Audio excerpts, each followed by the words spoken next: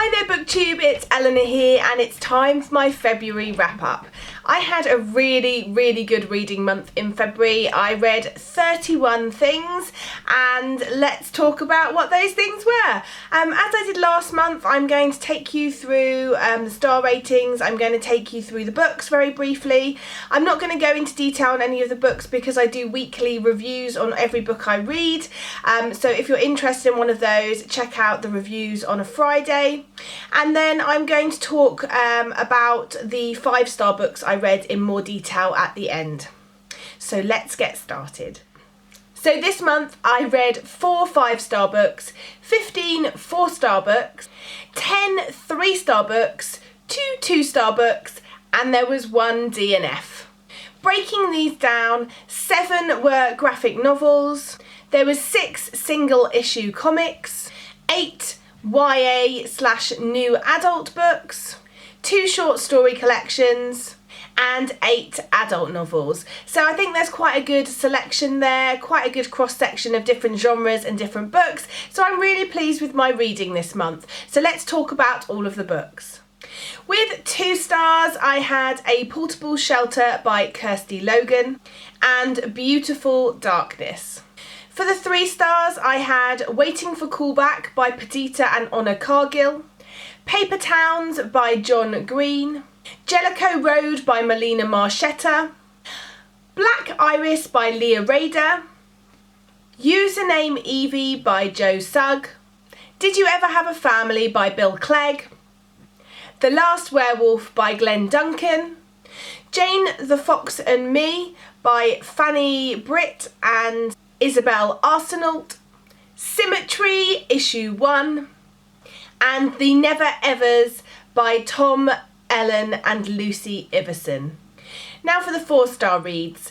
There is Porcelain Volume 2 Bone China by Benjamin Reed and Chris Wildgoose, The Girl in 6E by A.R. Torr, Cress by Marissa Meyer, 12 Kings by Bradley Bolio, Moresi by Maris Turchninoff, Golden Sun by Pierce Brown, I Hate Fairyland Issue 5 by Scotty Young, Archie Issues 5 and 6, and Hellcat Issues 1 and 2, Once in a Lifetime by Jill Shalvis, Descender by Jeff Lemire and Dustin Nguyen, The Skull Throne by Peter V. Brett, and now for my 5-star reads. Relish by Lucy Kinsley, Sweet Home by Caris Bray, Morning Star by Pierce Brown, and Gem and the Holograms, Volume 1 by Kelly Thompson and Sophie Campbell. So that is a breakdown of both the types of books that I read, the number of books I read, and the star ratings that those books got. So what I want to talk briefly about is the 4 5-star reads that I read this month, because I think there's quite a good cross section there, and there may be something that you've missed or something that you might be interested in. So let's talk about those books. I'm going to start with the book that I can't tell you too much about because it is the 3rd book in a trilogy. This is Morning Star by Pierce Brown. This is an ARC copy, so not what the final copy looks like. This is the 3rd in the Res Rising trilogy, and this really was action-packed, had me reeling and excited at the twists and turns. It was a phenomenal final book in the trilogy. I really enjoyed Red Rising. I gave that one 5 stars. Golden Sun for me was a very much a middle book. It was still really good, but there were parts of it that were slower, and so I gave it 4 stars. But this was absolutely brilliant and a great way to round up the trilogy. If you don't know much about this, it's a science fiction series. There's a lot of debate whether it's YA or adult. I believe personally it's in the sort of adult section, and I feel that it is an adult story because of a lot of the content. It's about a world, it's set in Mars, and everybody is in a different colour. The colours denote what type of job you do and what sort of hierarchical status you are, with the golds at the top who are like gods and can do anything, and the reds at the bottom who are mining. The reds have been kept in the dark. They believe that they're trying to mine for different things in order to colonise Mars. Little do they know that Mars has been colonised for hundreds of years, and they've been kept down in these mines unaware of what's going on the surface. Something happens and our young protagonist Darrow discovers that there is this whole world above and is set to infiltrate and bring down the golds in order to create a more equal society. I won't tell you any more than that because I just think it's great to go in with just a little bit, and I definitely recommend this trilogy if you haven't started or read it already, and if you've started it, definitely finish. I read Red Rising quite a while ago, so I went to Recaptains, and the website is a really great website. They often have synopses of books, so if you have read the first and you've left it quite a while until you get to the second and you need a bit of a recap, it's a great website to go to recap yourself. And yeah, I read Golden Sun and Morning Star one after the other and gobbled them up, so I definitely recommend these. If you've watched my video review on this, you'll know that Sweet Home by Cara Spray was such a delight for me. It's a short story collection. It's the first short story collection I've ever found that I wanted to give 5 stars to, and it's always therefore going to have a bit of a special place in my heart now. I loved this short story collection. It covers parenthood and loss and grief and family. It had me laughing and crying and just really touched a button in me, and I think it's really proved to me that a short story collection has to connect me in some way to it. I think I'm going to get on better with short story collections that involve things that I have experience of, because it's quite a short amount of time in a short story collection to get you interested and get you to enjoy a story, and I have found that a lot of the sort of magical realism fairy tale stories I haven't been enjoying, and I wonder if that's because I prefer those as full-length novels. And so I loved this, and I'm going to pick up loads more from this author.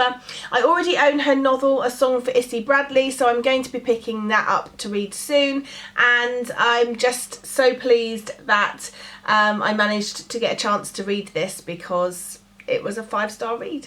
And as I did with the review of this, I'm just going to read you a very brief section from the book. This is from one of the short stories called I Will Never Disappoint My Children. This really touched a nerve with me. I go through these sort of situations quite a lot, so I'm just going to read you a little section so you can get a taste of the writing style.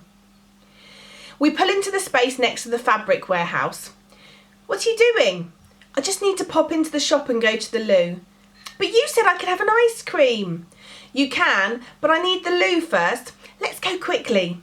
She refuses to undo her seatbelt. She leans sideways, drooping out of her car seat like a little drunk. You reach for the seatbelt and your hand knocks onto her. Ouch! She exclaims, clutching her face, her neck, her shoulders. She starts to cry. Where does it hurt, you ask? I hardly touched you. I'm sorry.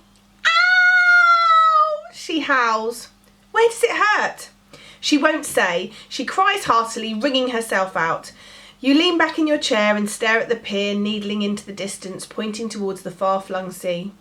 When she's finished crying, you get out of the car and go into the shop. She follows you grudgingly, huffing and puffing up the stairs, sighing heavily each time you pause to allow her to catch up. While you're in the cubicle, she peeps the scuffed tip of her shoe under the door. She scowls at you in the mirror as you wash your hands. I've gone through that quite a lot, and I hope that has piqued your interest into picking this up because it is brilliant. Next up, I want to briefly talk about Relish by Lucy Kinsley. This is a graphic novel memoir, and it is brilliant. It is about Lucy Kinsley's life growing up, and it's told through sort of food and food ideas, and there is recipes at the end of every chapter, all sort of done in pictures, which I'm definitely going to try, and it was just such a delight to read, and I definitely recommend this one if you like graphic work and you like food.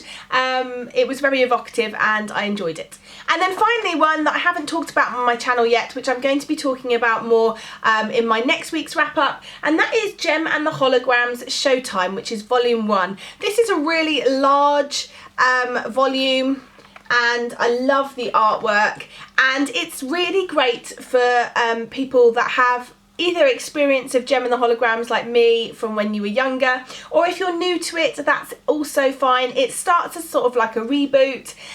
You're finding out a little bit about the Holograms and Gem and how Gem comes about, and it's brilliant. The basic idea is that there is a group of sisters who are in a band called the Holograms, but their lead singer Jerica has really bad stage fright, and so they never get to play.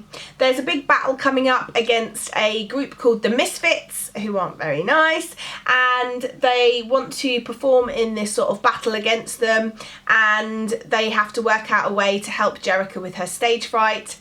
This was brilliant. I loved it. It was so colourful, so interesting. There's a really lovely LGBTQIA plus relationship in there, and I just thought it was really great, really modern, really beautiful colours, and a great story. So I definitely recommend this one if you haven't picked it up already. So that was my 5-star reads for the month, and that was my wrap up of what I've read. Let me know what you've read. What have you enjoyed the most? Have you had any 5-star reads this month? I've been quite lucky with the 4, and I look forward to talking to you in the comments. Bye for now, BookTube.